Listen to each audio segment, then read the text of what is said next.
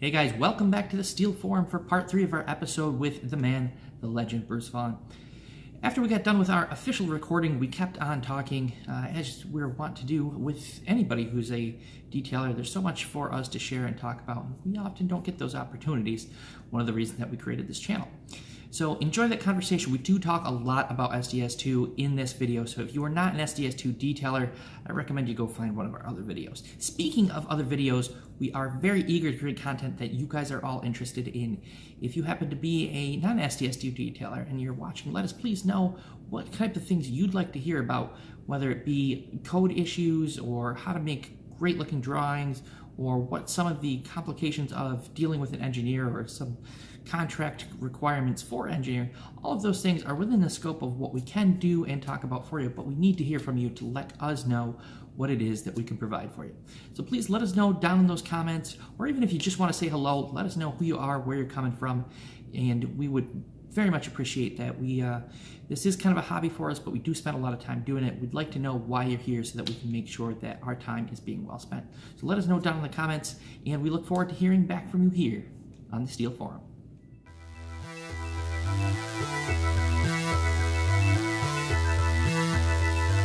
I actually don't know what I'm doing. That's just the way of it at this point. I don't understand. Oh, I hit a skip. Hey! New for 2018. They fixed it.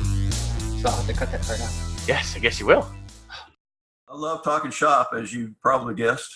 That's the thing, right? Like that's honestly, we felt kind of stupid, right? Starting a channel, right? Like, cause well, what the heck do we know? Like, we're not, there's 3 of us. We're a small shop. We do, a couple thousand tons a year. And we don't have any more experience in this than anybody else does. But we love to talk about it with people. Every time we go to one of these conferences, you sit at a table and it's like, oh, this is so much fun to talk to somebody else who has these same things in their life. That's nice. Well, I've got a couple of little things I'll mention. One thing that I found is kind of annoying is whenever I want to change an elevation on the end of a beam, I have to do the math manually. I have to go to my calculator, and I just want to raise it up 2 7/8. Well, one thing I did, I don't know if some people may not know this, on Embed PL BV, you can right click on the elevation and get an add dialog, and then there you can enter the dimension you want to raise it or lower it manually. Yeah. And then, so you say, especially if you have an irrational dimension and you just want to add 3 inches to an irrational dimension. Anyway, that's one thing I'd like to see in SDS2's elevation widgets. One other thing that, like on Embed Angle, where you can change the length and either add the length on the right end, the left end, or evenly. I'd like to see that in materials, where instead of always growing to the right, what if you want to grow it to the left? Well, Matt and I talked about this a little bit, that the beam and column member edit screens have been left behind. Like the new custom member windows, they're smart, they're tabbed, they're so much better looking and more intuitive than the beam window and the column window, which is what you use the most. Like, there's this scroll forever until you happen to find the thing that you want is ridiculous. Yeah. Like that, it's terrible. And then, the screen is the wrong size. The buttons don't fit in there correctly. It's for something that we use all the time. It should look better and be more intuitive. Those 2 things tend to go along with each other. Yeah, when you consider how much information is in a handrail member, the member edit screen, compared to what's in a beam member edit screen, I don't have to scroll on a handrail edit screen. And I can get to anything. You think of what it is you want. All right, it's at the ends. Oh, I click on ends. And left side, right side, it's right there. And then I can pick elbow miter, whatever I want. But it's all really easy access without having to scroll or readjust the size of the screen. But you want to change the left end or right end preparations, you're scrolling, or you're looking for overlays, or you're having to pick from the tree and You've got to expand this, that, and the other thing to get there. And it's just like Nick said, it's been left behind. And it's something I would love to see updated so that they're all more consistent with the new custom member windows. Well, just for the record, I'd like to mention that you mentioned going over to the tree. Well, if you click on the tree, the area of the menu you want to go to, you click on it to turn it off and click on it again to turn it on, you will be positioned right there. So Yes. You should never really have to do all that scrolling. But yeah, I know what you mean about there's just so much information, but that's what detailers have wanted on the beam and column and built-in member type screens for a long, long time. And that's what Design Data designed. But there, yeah, I don't know what you changed to make it different. I mean, I absolutely do. It's absolutely, it has to be a tabbed interface. It's you can see it just in the handrail member edit. It's so much. I know. Yeah, I agree. You're right.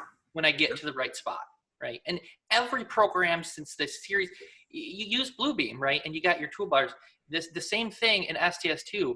I should be able to have context-sensitive things where I switch from 1 to 2 to 3, and it doesn't take up 3 times the space on my screen. That's silly. Like, it drives me bonkers. And you can, I can load a different toolbar configuration. I don't want to do that every time. It's ridiculous. But it's gotten, particularly with beam and column edit windows, where like I want to write a parametric, one of those constant windows where it's always shown and it updates, that it just has those couple basic fields in it that you can click it and see the information that you need to get. Even the simplest little thing, like, when you mouse over a beam and it pops up the little tool text, it gives you the member number or whatever else. Yeah.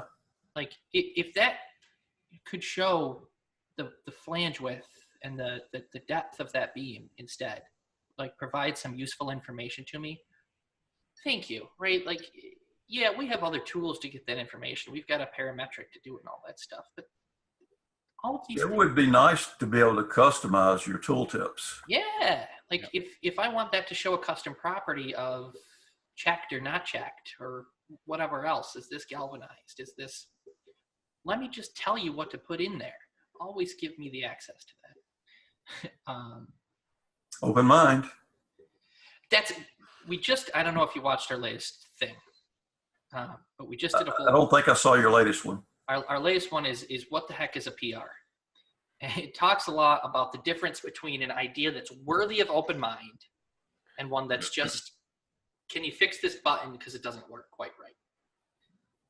And there's like this huge gap between those two things. Like there are windows where when you press enter, it doesn't close the window. It takes you to custom properties. That's really annoying, but am I going to put an idea on open mind that says, can you fix this button to say okay like every other button? No, that's silly. It just needs to be fixed. But this whole like, oh, we made a PR for it. Oh, really frustrating. Like, okay, what happens now? Matt's not always this quiet. No. Bonnie, anything to add? No. He's not the best color man in the league for nothing, folks. Try not to be, but it's you're kind of leading the conversation. I'm just sort of letting it go and jumping in whenever I feel I've got something to add that you haven't already said. What's your bread and butter, Bruce? Is it like you stick around? Like, is it structural, miscellaneous, at 100 tons? Where do you go? The last several jobs I've done, probably the only work I've had for the last 3 or 4 years is concrete building with some steel in it. They tend to be longer range projects, which is more suitable to me being by myself. Yes. I love using embed PLs and embed angles, and we literally use those two for everything. That's not everything possible. Exactly. Right. If it's just a plain angle, we're putting in an embed angle because it has some intelligence that miscellaneous members are just awful. They're so I don't good. know. It seems like to me, every member should be able to put its own bolts in where you can not where you got two members connecting to one another like a beam to a column, but like the embed angle where you can input the bolts that goes with it. Because typically it's like bolting to a concrete wall.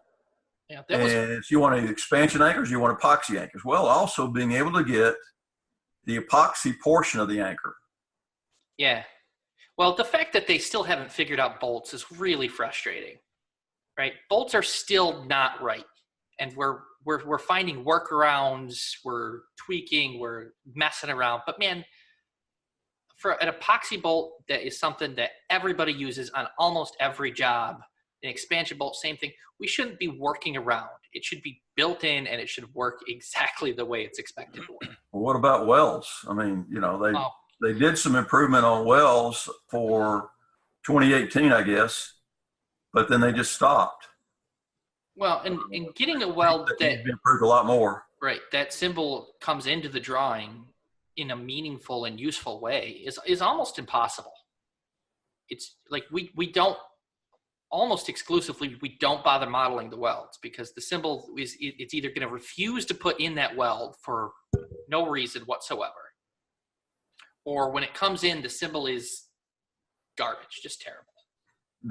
I have I felt the same way for a long time, and then I started playing with it, and in certain cases you can get the right well symbol, but you have to fool with it. And I guess the problem with fooling with it, and another reason why we shoot these videos, is if you don't know that there is an end in sight that's going to give you the results you need, after you try 3 or 4 things, you just surrender. If you don't know that, if I get this right, I can get that flare bevel groove weld that I want on this joint that's spaced properly or goes to the right thing. Well, yeah, forget flare bevel groove welds. I don't think SDS2 does them, do they? Well, it'll try. It kind of does, but they come in the model terrible. Laying flat on top of a very wide flange, it'll do it. So I used to think that I needed to not combine the welds. In other words, have a separate weld for each segment. That's what I used to think. And at some point I realized, well, by combining the welds and creating one symbol for those welds, but you have to be in control of that. Creating one symbol for those welds, you can tweak the weld symbol that'll come out by editing the weld group as it's created. And so there was some improvement in that regard, but there's still a long way to go to get welds like they should be. Yeah, I was pretty excited when you could drag a weld symbol and it flipped. That was big. It seemed like such a ridiculous thing, but not having to go in there and change the 0 to 180 to get that weld symbol to face the right way. Why can't we get that on whole size symbols? Yeah. Oh, what is with that? Like, I've never.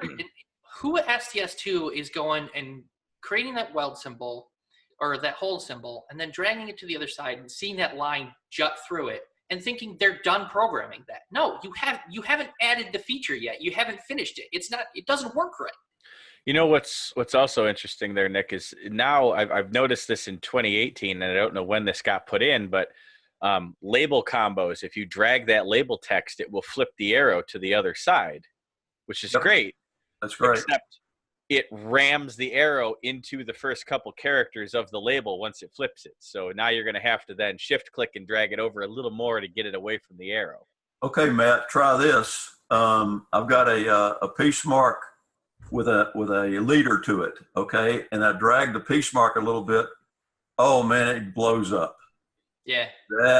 They should just eliminate that because it makes it worse. And that auto position checkbox, I don't know if you've run into this one, but if you use the EVU cleanup tool and grab a bunch and you want to change the angle, the first thing you have to do is turn off the auto position box, and then you can edit stuff. Whose idea was that? No, I don't want to have to check another. The last thing SDS2 needs is another button for me to press. I'm not sure why that's there. I couldn't tell you. No, And it's like, at what point weren't you just like, okay, turn that off? And the same thing, maybe, like I said, maybe before, there is a fabricator someplace who was bevel grooving all of their cat plates to their tube columns to weld those all around.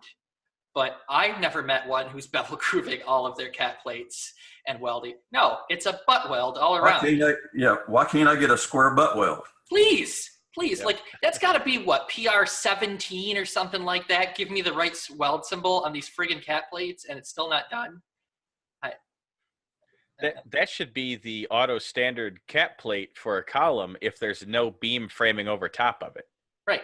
If I set that, just give me a 1/4-inch cat plate that matches the Right. I footprint of shouldn't the even column. have to put that into the column schedule. Just cap it. Done. Well, let's say I have an 1/8-inch shelf. Why can't I get an 1/8-inch fillet weld? Yep. just make it, please. Just make it work, right? And I think what the advisory board, you're on the advisory board, right? Yeah. The advisory board runs into us. It's always like, all right, here's a list of features we'd like added. And, we know several advisory board members. All of them have kind of the same take of, yeah, but we'd also just like the system to just work. Like, can that be idea number 1 on Open Mind, is just make all of these things that don't work right. And we'll give you a list of these little annoyances that make our days worse. Actually, in their defense, after one of our videos, SDS called us and was like, all right, we're going to fix those couple things that drove you crazy. Those couple dialogue boxes where like click, click, click, click, click, click, click. And now it works. I think you got some people calling them, I think.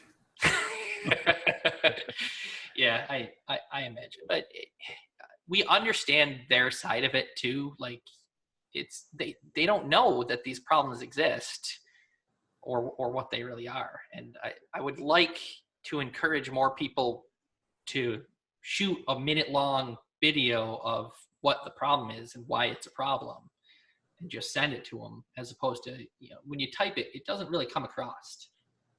And it's not a support call, right? Because it does work. It just doesn't work right. It just should work better.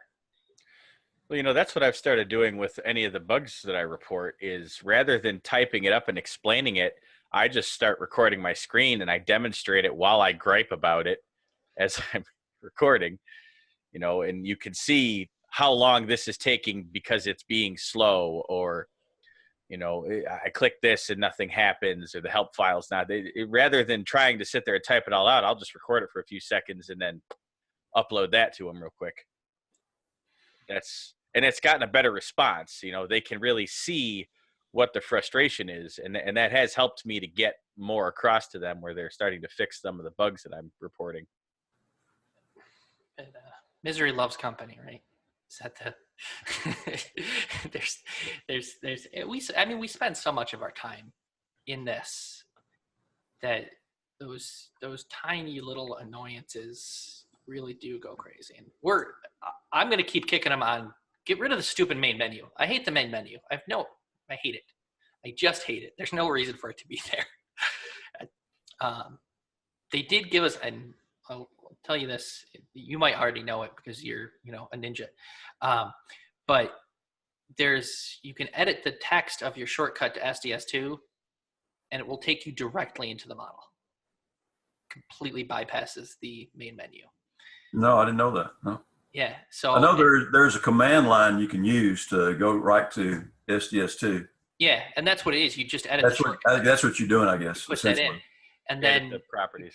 With that, and in 2018.11, they have default erection view because we hammered on them about, listen, 90% of the time I start a job, and maybe this is different for you, but 90% I'm going into the same view. I open that view of everything, and then I zoom in on whatever I want to see and surface on it or whatever else. But I agree. Yeah, I think it is handy. Yeah, and having that default erection view, the minute and a half that it took to launch the main menu, then launch modeling, and then select your view versus almost instantaneous of you press modeling and you're in the view, it's a big deal. It adds up a lot. Yeah, just an unrelated thing that kind of popped in my head. The one thing they did, Design Data did years ago, that improved the appearance of their drawings, in my opinion, the number one thing they did to improve the appearance was when they provided a setback on the extension lines for dimensions. Mm-hmm. Instead of having lines running through an extension line running through an object line, you've got a setback. What an improvement that was. And that's one of those things where it's like, do you really like, is that what you want to put on Open Mind? And it's like, well, yeah, I want it, but is it the most important thing to me? There really is. There's a line. I like new fonts. Like, I was excited when they added the ability to change fonts. A lot of people pick on me about that. They're like, well, what do I care what the font is? Well, I think it improves the drawing appearance and readability immensely. Exactly. That's the number two thing, I believe, is allowing us to use a more readable font. Yeah, and it gives you something else too. Is when you export to PDF, you now have a searchable file. Exactly. Well, notice the newest releases are using Tahoma as the default font now. I didn't notice because none of our drawings are set to the default. We use Calibri, which we think is a pretty solid drafting font. I'm using Arial. Really? Mm-hmm. Yeah, I get that's it. We used to use Arial Black. Arial Black's too fat. Yeah, But Arial Regular is very nice. Yeah. And then occasionally I'll do one slightly larger on bold when I want it to stand out, like calling out a detail on a plan. I use Arial Bold. Yeah, bold. Slightly larger. Just being able to bold stuff was really nice. Like, it was like, all right, this is, or italic in some, because sometimes you need that. I'm gonna teach you some of the Bluebeam stuff here soon. Because Bluebeam is probably way more powerful than you know it is. Yeah, I just kind of scratching the surface with Bluebeam. I think it's great. But yeah, I'm not addicted. I'm not that savvy a Bluebeam user. Do you link your drawings? I have a few times linked an area to a section, but I just got the standard version, so it's kind of a pain in the ass. Well, we'll have to teach you the better way. Are you using links or are you using places? That'd be places, I think. Yeah, places, and then drag and drop. We'll shoot a video on it and we'll send it to you when we get it. But it's all right, great. It's super. Yeah, I definitely need to learn more about Bluebeam. Yeah. There's, we're trying to get people to like comment with the videos and let us know stuff, but nobody ever replies. Even like our NASCC thing, where we're like, hey, come hang out at the NASCC. If we haven't specifically invited people, we made a post in the off topic. Nobody that we've have not specifically invited has responded. It's like, I know you would like to come, but like, I know people are afraid that we're not talking to them, I guess. Like, they're not actually invited. I'm like, no, really, like, you come hang out and we'll just talk. Are you guys totally paper free as far as design drawings? Yep. We don't even own printers. Except for like. I retired my plotter. I got rid of it. Yeah. And we use, multiple giant 4K monitors. No brainer. I don't know if you've used a 4K yet, but yeah, I've got a 39-inch. Is it a Seiki? Yeah, Seiki. It was $300. Yeah, same exact one but probably the same model and everything. We have like a case of those. Awesome. Gave to everybody because it really is a no-brainer.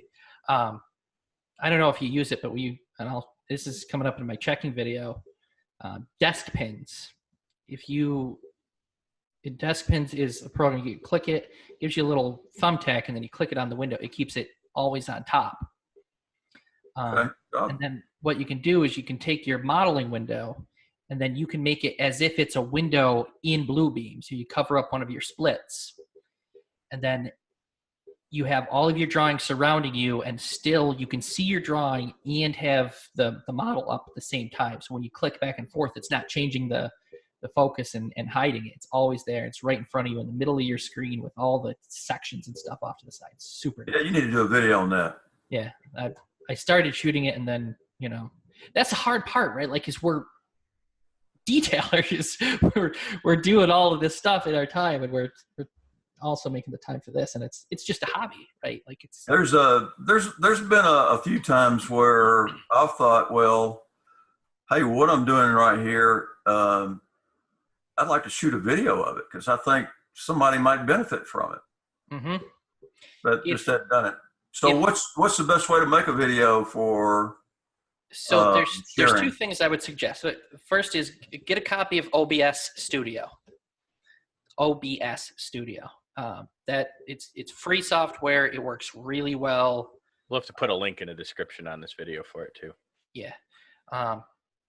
But the other side is too, if you're doing something and it's cool and you want to show us, the conversational format works really well for these videos. I don't know if you've ever watched SDS2's training videos, but they suck.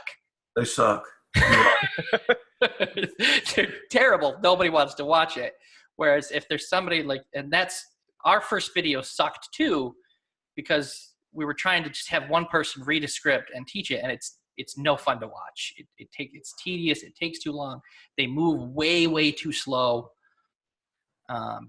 But like if you've got something like that and you're ready to show it off, just drop me an email and we'll pop in, boom, like that. I'll make a recording and then I can edit it too to get rid of the. My thing is I say about 1,000 times in every video, so I cut all that out. You've got the ums. Matt's also a so we chop all that stuff out so that it just sounds. It's quicker, it's shorter, and it sounds better. Oh yeah. Well, that's good. Like professional video editing. I mean, nobody puts anything out to public that's not edited these days.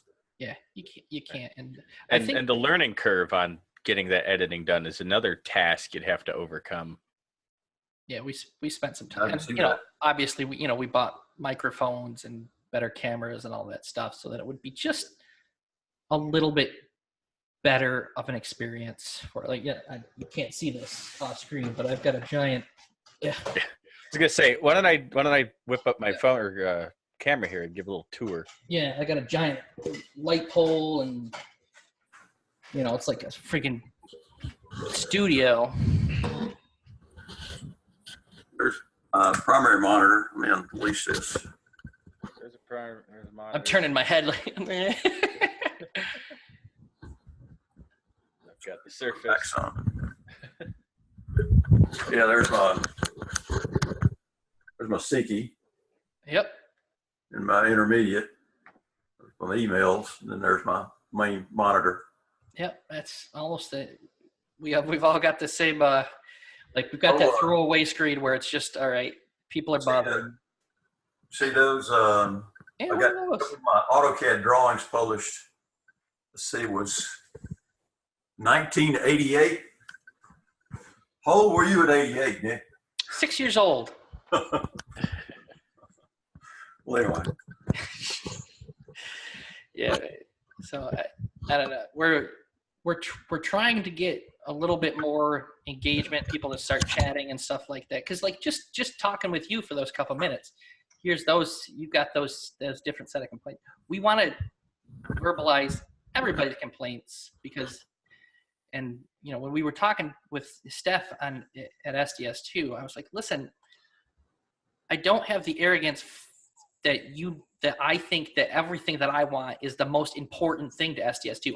I don't know, right? I happen to shoot a video about the things that annoy me, but I acknowledge that maybe it's not the most important thing. If you don't fix it, that's fine. Well, my thought behind sharing opinion is that something that doesn't work right or something that should be improved, you have to be very firm about it. More than likely, other people feel the same way, but they don't speak up. Yep. They just live with what they have. If something's not right, it's not right. It needs to be fixed or improved. Yeah. And so you have to be passionate about it. Whether it's a huge important thing, if it's not right, it needs to be fixed. Yeah. And it really is SDS2 the biggest problem isn't the biggest problem. It's the little problems that exist everywhere and constantly intrude that are a huge hindrance to our day. Like the find thing where you used to type in the member number or whatever it was like, and you pressed find and it didn't go to it. You had to press find again to get there. It's like, it's a little thing. And now they fixed that. Like we complained about it and they fixed it. It's like, that's how this needs to work. Like you need to fix those little things just as much as you need to release a rebar module. I'm still not sure who in the chain decides this one gets fixed, this one doesn't. And you're on the advisory board. Like you are as close to the inside of these things as anybody is, right? Like you're as plugged in. And the reality, as we're becoming more and more plugged into the community, as people tend to like come to us and say, hey, I've got this or whatever else, is we're finding out nobody knows. Well, I have pushed certain things and thought I was successful in pushing those things. And then when the release comes out, just devastated when it was dropped. One of the biggest things I was pushing for was for a component that I was calling combined members, where this is how we've been doing, where you want to take the material from one member and add it to another member. Let's say a kinked beam, for that primary example. Well, you want to have two members because you got connections on each end, but it's actually one beam. Well, in order to do it now, you've got to jump through all kinds of hoops to do a group member. We hate group members. I hate group members, except for when I do trusses. That's a good use for them. But the kink beams, it doesn't work right. No, it's worthless for doing a kink beam or an outrigger off of a column or countless different purposes. Combined members, the theory behind it is you have a primary member and you want to combine another member with your primary member. Well, so what the component does is that every time there's a process taking place on either member, the material is wiped out, the combined material is wiped out off the primary and regenerated based on the current status of that member. Welds, bolts, materials, everything, which is exactly what you're doing in modeling. Mm-hmm. That was the thing about parametrics. Parametrics you can do to duplicate what you would do in modeling, but to automate what you're doing in modeling. That's what the purpose of a combined member is to do, is to automate what you're doing in modeling. So now you have the primary member and you don't have to worry about it. The other member is set to existing.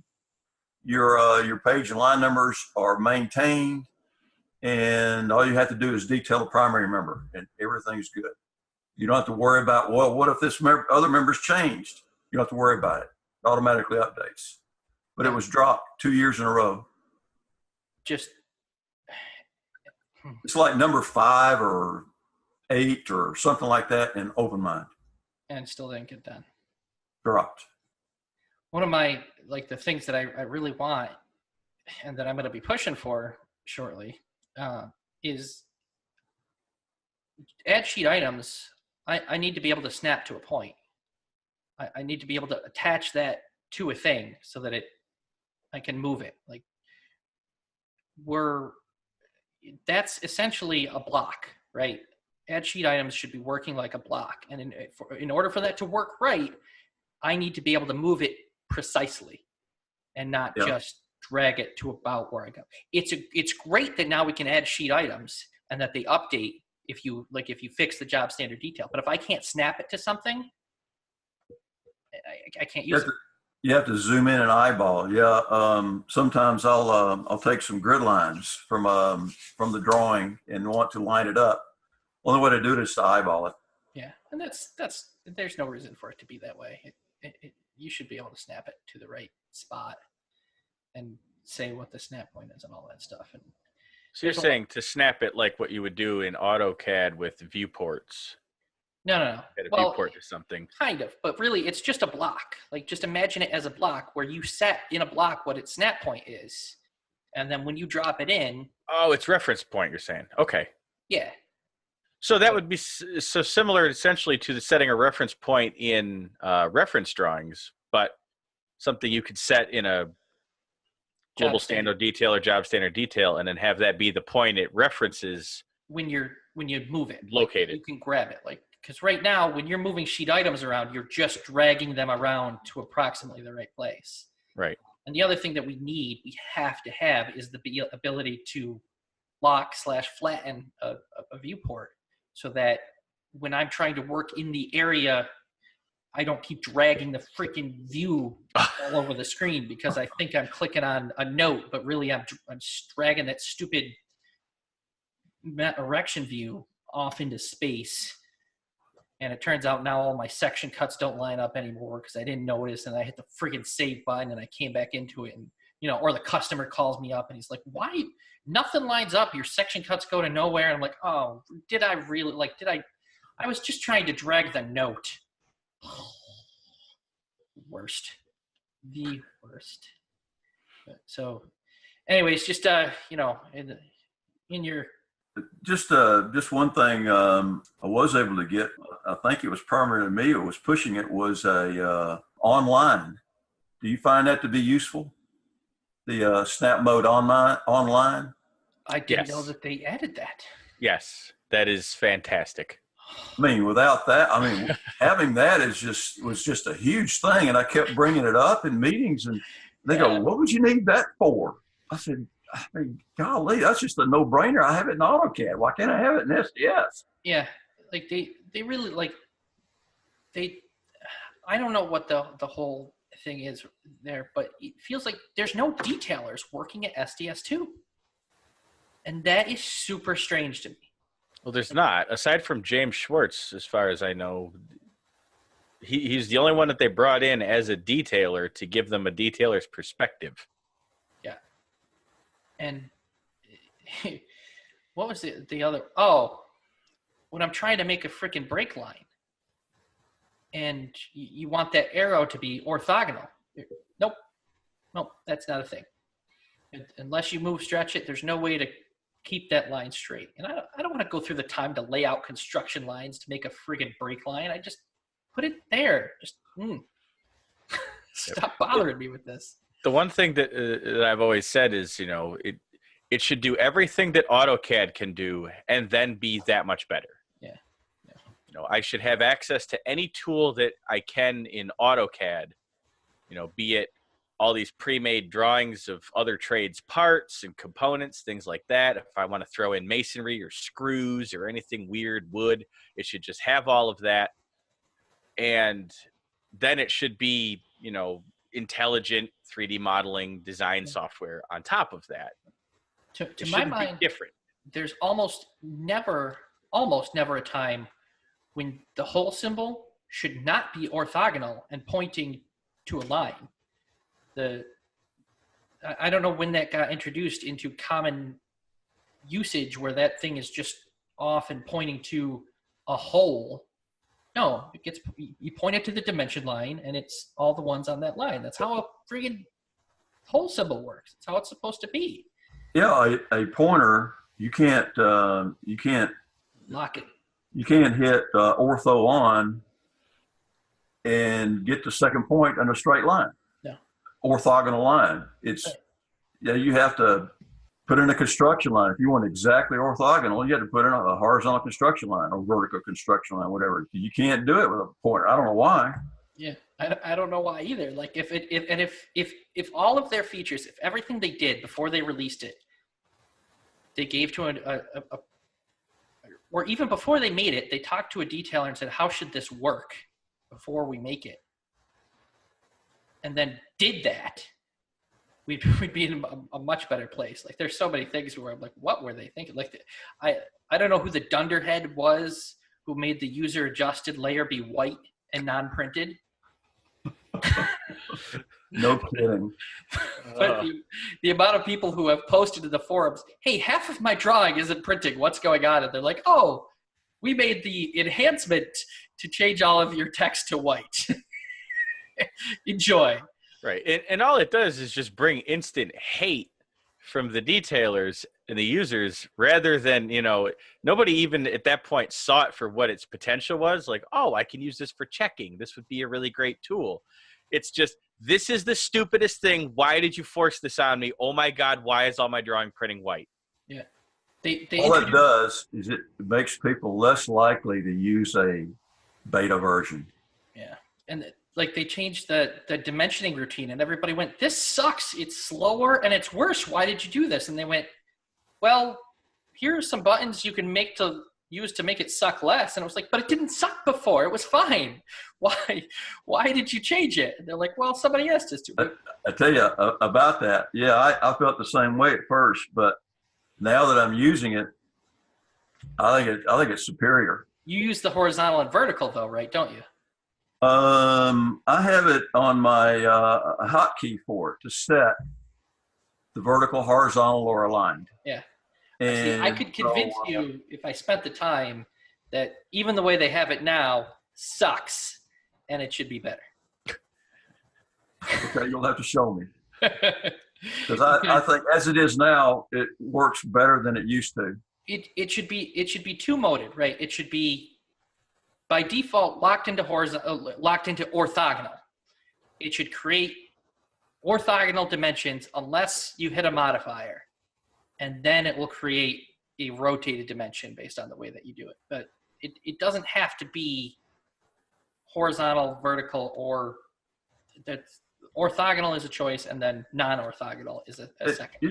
That was all driven by providing the user with visual feedback of the dimension. That's what it was. That was driving the whole thing. Yeah, which I love.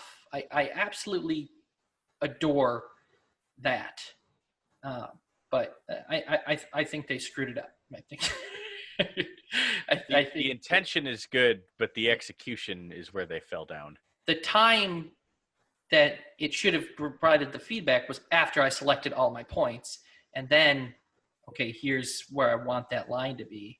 Yeah, well, on the other side of that, doing it the old way, there's been a few times where I picked the last point and then realized I had selected the wrong direction. So I picked all those points for nothing. I got to start over again. Yeah, and what I was saying is maybe the old way wasn't as good, but the new way is also not as good as it could have been.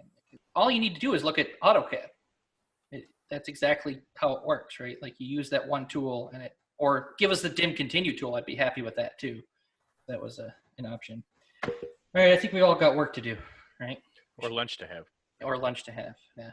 So we'll do another one soon though. If you're game, since you work for yourself like we do, and you can take some time to chat from time to time, we'll do another one. Sure. Yeah. Anytime you want to talk about a subject, let me know, and I'll see if I can help. Yeah, and feel free to let us know if we say something stupid that's wrong in our videos. We're happy to fix it, especially when I'm posting about something that you wrote. If there's a better way, let me know, so we'll fix it. But all righty. Thank you, sir. We appreciate your time. All right, guys, that's it for part 3 and the final part of our episode with Bruce Vaughan. We hope you enjoyed it. As always, let us know down in the comments if there's anything you'd like us to shoot a video about. If you have questions, whether it be about a handrail, a code issue, how to detail something just right, whether it be a hung lintel or maybe a 300-foot ornamental stair, we've handled all of those things and more. And as always, we hope to hear back from you here on the Steel Forum.